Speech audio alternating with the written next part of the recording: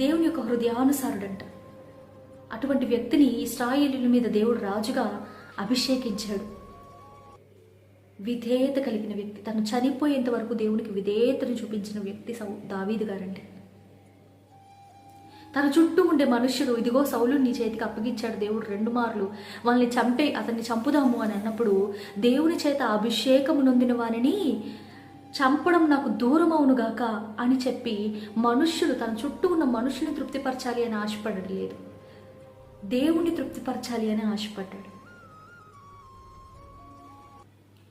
రాజా, ఇదిగో నీ యొక్క చెంగును కొంచెం కోసాను, అప్పటికే నేను నొచ్చుకున్నాను, నువ్వు దేవుని చేత అభిషేకము నొందిన వాడువు అని చెప్పి సౌలు దగ్గర చెప్పాడు.